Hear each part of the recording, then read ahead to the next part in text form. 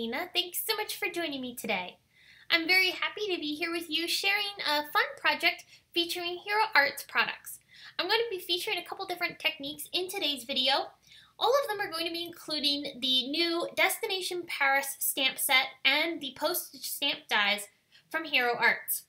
I'm going to be showing you how to create not only a partial die cut card front, but I'm also going to share some tips and tricks for adding some hand-drawn elements to your cards and also creating a color inspiration board for using on your cards to help you get a jumping off point for your card project.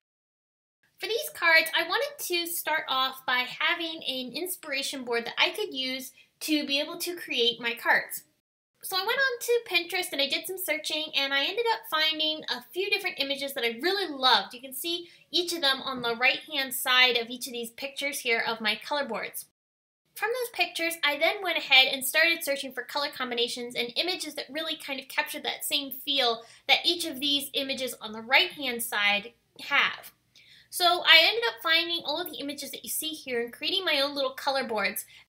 And these are great inspiration points that I can save and reference later on when I'm kind of in a rut, or if I need some just a jumping off point for color, I can gravitate towards these and find some really great inspiration that helps me be able to use these on card projects, not only for this one, but also for card projects in the future.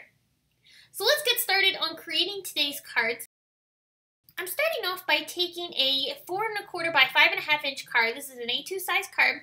This is a side folding card, so I'm having the score line here right down the center, and I'm going to be taking the second largest postage stamp die, and I'm going to line up one of the edges of the postage stamp die outside of the fold.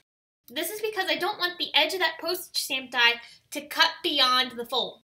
I'm also going to make sure that my cutting plate does not go past the fold of my card. So I'm making sure I line that edge up with the fold of the card, and I'm going to go ahead and run this through my Big Shot machine. What this does is this die cuts all 3 edges of my postage stamp die into the card front, but it doesn't cut past the fold. So when I go ahead and fold this over, I have this great little card front that has a really nice front to it, but the other side of the card base does not have that postage stamp die cut into it. And that creates a really cool fun effect for your card. Now I'm going to go ahead and trim off the excess that's hanging off here, just using some scissors here. These are the Tim Holtz mini snips. Once I've trimmed off the edges, I'm now going to take these into my tonic trimmer. This is the mini trimmer. I'm just going to eyeball this and trim down the edges of this card base. And this is just going to allow it to have a nice even edge around all 3 sides of this card. And the reason I'm creating this so that the back side of the card front is still visible is because I'm going to be putting some colored cardstock on the inside of this card. Alright, so I'm going to go ahead and mount this into my MISTI stamping tool. And this is because I'm going to be using this Destination Paris stamp set. However, you notice because it is wood mounted, I can't put this into my MISTI. But you can remove the stamp from the wood block, and it does have some tackiness to the stamp itself from being attached to the wood block. So I can line this up into my MISTI stamping tool. It will stick to the door, and I can go ahead and ink this up and use it just like any other cling stamp. The great thing is that I can now line this up onto my MISTI and onto my card front very easily, and if I need to, I can always re-stamp back over top of my image and be able to get a perfect impression every time.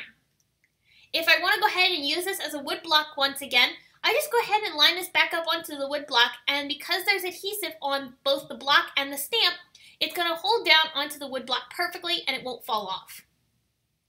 So now it's time to go ahead and add a little bit of detailing to this stamped image. This image is so detailed and really, really cool.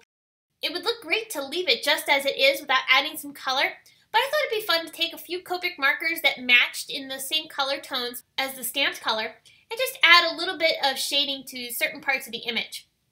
Again, this is totally optional, but I thought this would be kind of fun to add a little bit of interest to the card.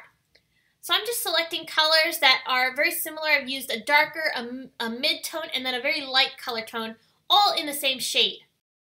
Now the other thing I want to do is I want to add some embellishing details using a gel pen. In this particular card, I'm using a gold gel pen, but I did also use black and silver on the other 2 cards.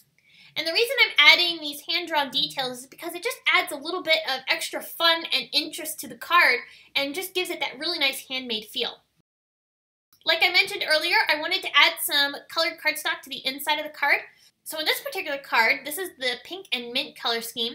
I'm just adding some cotton candy cardstock from Simon Says Stamp to the inside of the card, and then I'll go ahead and trim that down so it's not hanging off the sides of my card front. Now I will mention that the ink that I used for the pink and mint card, I actually wish I had done a slightly darker shade of mint, because when I stamped it, it was nice and dark, but of course ink does dry back, and I didn't realize this one was going to dry back quite as much as it did. So it's a little bit lighter than I really wanted it to be, but I went ahead and went with it as is. I think it looks really cool, and it has a nice soft feel, just like on the inspiration photo that I used for this card. But if I was going to do this again, I think I'd probably go with a slightly darker shade of mint, just to go ahead and give it that nice graphic feel. While I was talking, I added a bit of baker's twine around the top edge of my card, and I'm adhering the bow down with a bit of liquid glue just to make sure it stays in place and it's nicely lined up in the center area of my card, and it won't shift later on.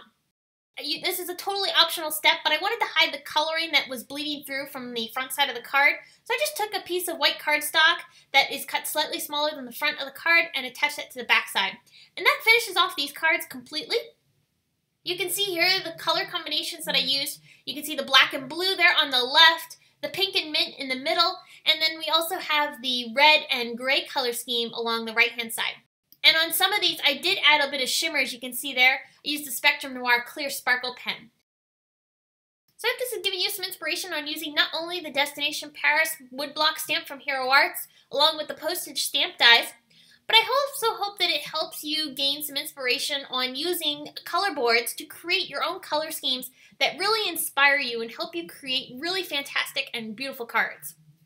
If you have any questions, please leave them in the comment section below, and you can head on over to the Simon Says Stamp blog, where I'll have more information on these projects, including still pictures and products used. Please give this video a big thumbs up, subscribe to our YouTube channel, and you can connect with us on social media at Facebook, Instagram, Twitter, Pinterest, YouTube, as well as our blog. Thanks so much for watching. I will see you again soon, and have a very happy Monday. Bye!